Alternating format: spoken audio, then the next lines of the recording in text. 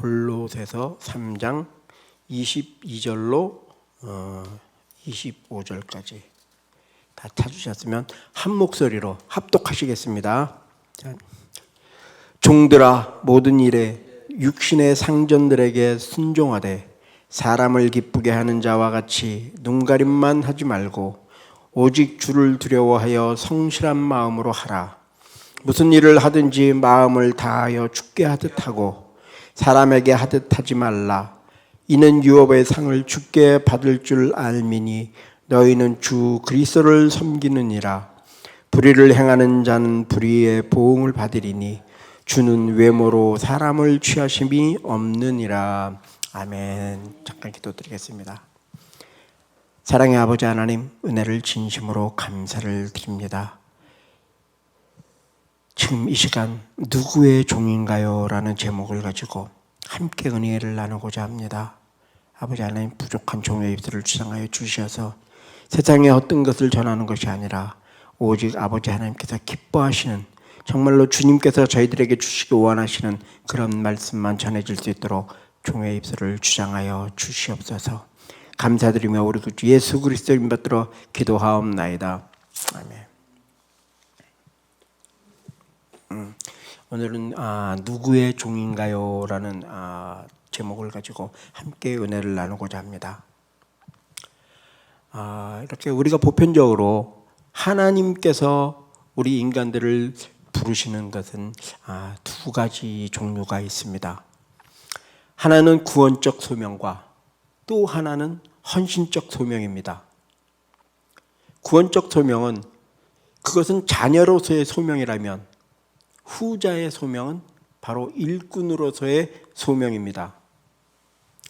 하나님께서 우리 죽을 수밖에 없는 우리들을 불러주셔서, 택하여 불러주셔서 구원해 주신 것도 감사하지만 더욱 감사한 건 우리에게 직분을 주시고 직책을 주시고 일할 수 있는 일꾼으로 삼아 주셨다는 것이 정말 얼마나 영광스럽고 감사한 일인지 모릅니다. 그동안 한국교회에서는 소명이라는 그 의미를 잘못 이해했고 잘못 전달해 왔습니다. 많은 목사님들이, 또 많은 교회 성도들이 꼭 신학교에 가서 신학 공부를 하고 그런 사람만 소명을 받은 자라고 이렇게 잘못 생각했습니다.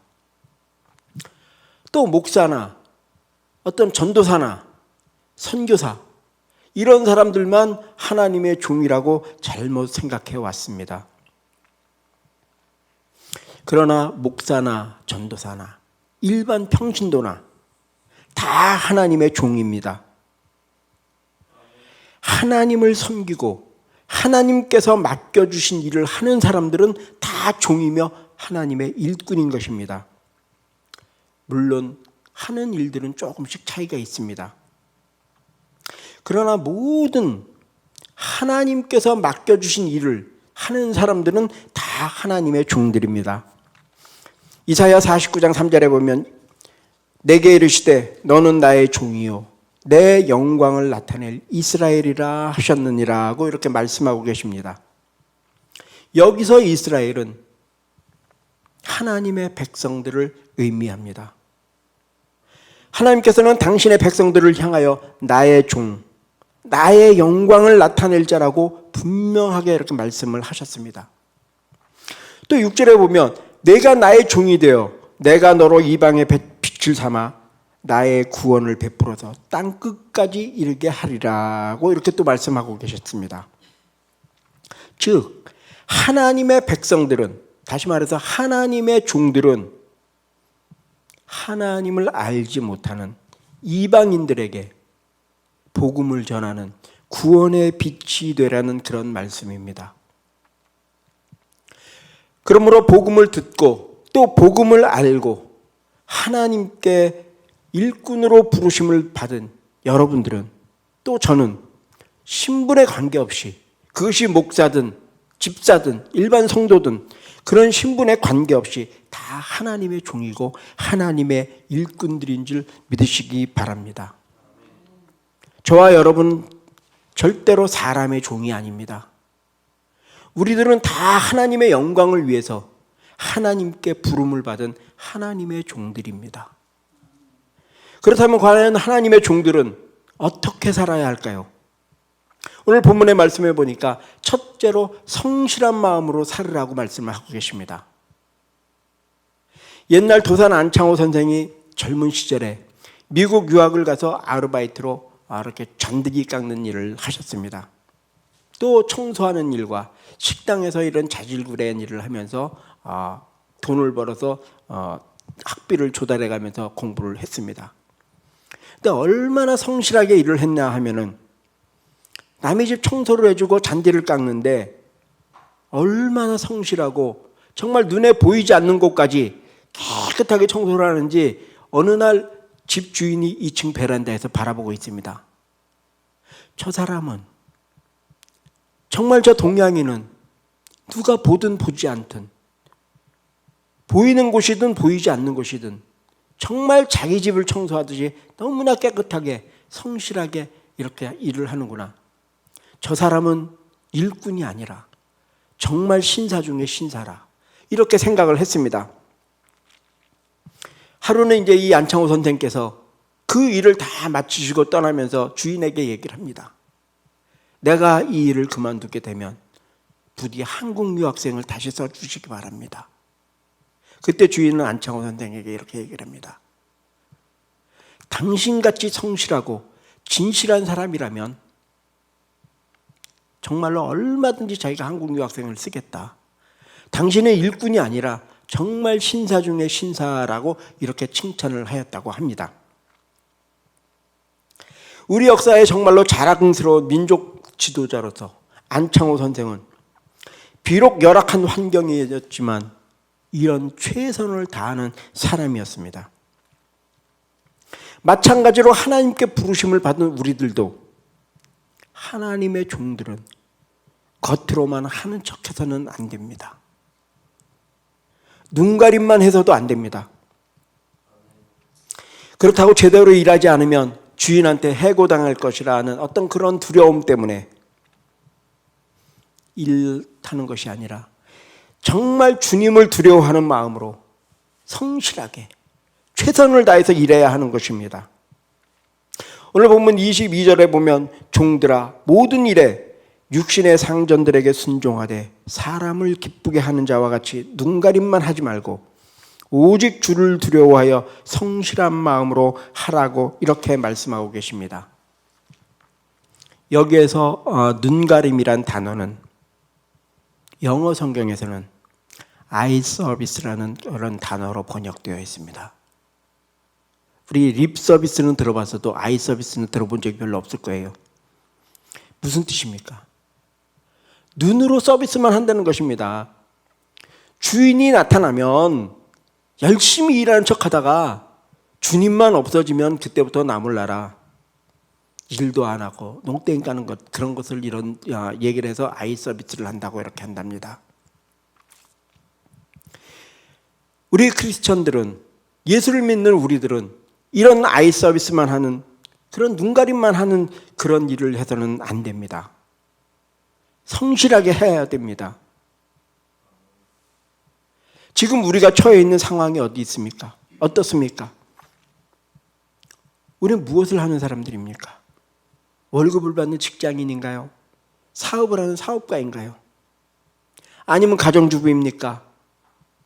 아니면 학생입니까? 이제 어떤 환경에서든지 아무리 열악한 환경에서든지 도산 안창호 선생과 같이 정말로 성실하고 근면하게 그렇게 살아가시는 저와 여러분이 되시기를 바랍니다. 둘째로 본문의 말씀에 보니까 모든 일을 죽게 하듯 하라고 합니다. 여러분들이 잘 알고 계시는 미켈란젤로는 30대 초반에 교황으로부터 12사도들의 그림을 그려달라는 부탁을 받았습니다. 그는 혼신의 힘을 다해서 12사도뿐만이 아니라 창세기에 나오는 그 중요한 9장면을 뽑아서 모두 400명이 넘는 그런 인물을 그려나갔습니다.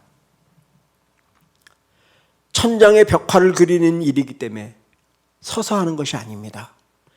미켈란젤로는 4년 동안 누워서 그 그림을, 그 시스틴 성당의 천장에 그림을 그렸습니다. 미켈란젤로의 나이 37세밖에 되지 않았는데도 정말로 폭삭 늙어버린 그를 보고 친구들이 알아보지 못할 정도로 그렇게 열심히 일을 했다고 합니다. 그가 성당의 천장에 누워서 천장 벽에 벽화를 그릴 때 어떤 사람이 미켈란젤로에게 와서 얘기를 합니다. 왜 당신은 이 천장에 누워서 아무도 보지 않는데 그렇게 열심히 일을 하고 있습니까? 그때 미켈란젤로가 이렇게 얘기했답니다. 하나님이 보고 계십니다. 또 하나님이 보고 계실 것입니다. 우리 그리스도인들에게는 그 일하는 동기가 무척 중요합니다. 또 살아가는 그 동기도 굉장히 중요합니다. 세상에 많은 사람들은 주위의 눈, 사람의 눈을 의식하면서 살아가고 있습니다. 다른 사람들의 시선이나 다른 사람들의 말에 굉장히 신경을 많이 쓰고 삽니다. 내가 이 옷을 입으면 사람들이 어떻게 생각할까? 내가 이렇게 행동을 하면 사람들은 또 나를 어떻게 볼까? 내가 이 일을 하면 사람들이 나를 좀 알아줄까? 많은 사람들이 다른 사람들의 비유에 맞추려고 정말로 노력하면서 살기도 합니다. 그러나 하나님께 부름을 받은 하나님의 종들은 사람의 눈이 아닌 사람의 비유를 맞추는 것이 아니라 하나님의 눈을 의식하면서 살아야 합니다. 이제 우리는 우리의 몸은 우리의 것이 아닙니다. 우리 믿는 자들은 주님의 거룩한 종이 되었습니다. 주님의 종은 주님의 종답게 살아야 합니다. 교회 내에서 말씀 전하고 봉사하고 이것만이 주의 일이 아닙니다. 직장 내에서 하는 일, 학교에서 하는 일, 또 주님께서 맡겨주신 그 모든 일들이 다 주의 일인 것입니다.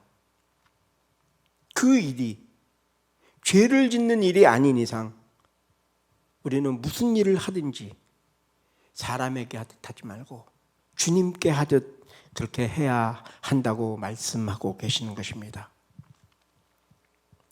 마지막으로는 그 유업의 상을 기대해야 합니다.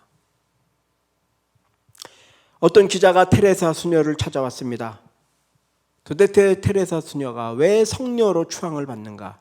그것을 취재하기 위하여 함께 먹고 함께 자며 그녀의 일거수일투족을 감시합니다.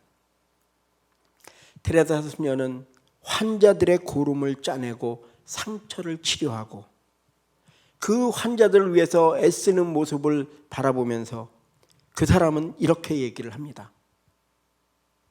정말 혼신의 힘을 다해서 환자들을 돌보는 테레사 수녀를 보고 수녀님 정말 존경스럽습니다. 어떻게 그렇게 인간을 사랑하는 마음이 그렇게 크십니까? 이렇게 테레사 수녀에게 말을 했습니다. 그때 테레사 수녀는 이렇게 유명한 말을 했습니다. 기자에게 반문을 합니다. 이게 인간에 대한 사랑인가요? 사랑이라고요? 이렇게 반문을 합니다. 그러고 다시 말을 합니다. 만일 내가 사람에 대한 사랑만 가지고 이랬다면 나는 벌써 포기했을 것입니다. 난 오래전에 그만뒀을 것입니다. 그러나 주님께서 이 일을 내게 맡기셨다는 것과 이 일이 정말로 하나님께서 내게 맡겨주신 그 일이라는 그 확신, 또한 주님에 대한 사랑 때문에 오늘까지 기쁜 마음으로 이 일을 할 수가 있었던 거라고 이렇게 테레사 수녀는 대답을 했습니다. 하나님께서는 우리의 삶을 다 보고 계십니다. 다 기록하고 계십니다. 우리가 이 세상에서 정말 이 육신의 장막을 벗고 하나님 앞에 설 때 하나님께서는 우리의 행한 모든 것을 가지고 우리는 상벌을 잘한 사람에게는 상을 주고 못한 자에게는 벌을 주실 것입니다.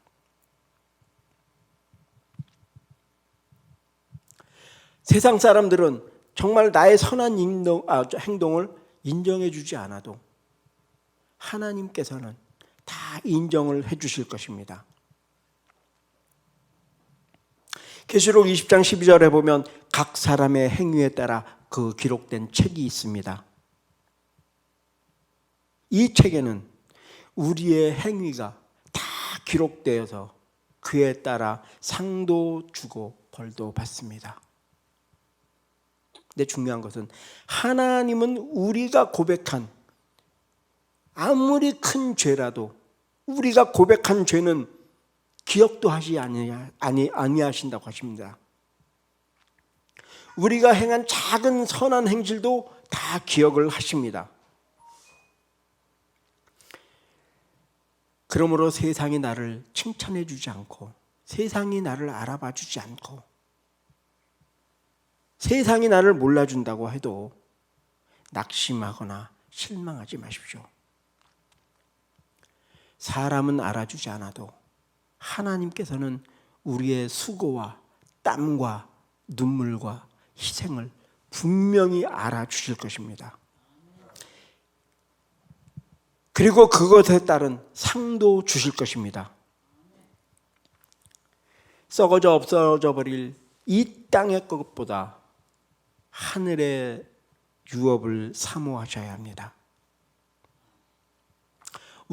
저와 여러분은 어떤 상황에 처해 있든지 하나님께 부름을 받은 하나님의 종입니다.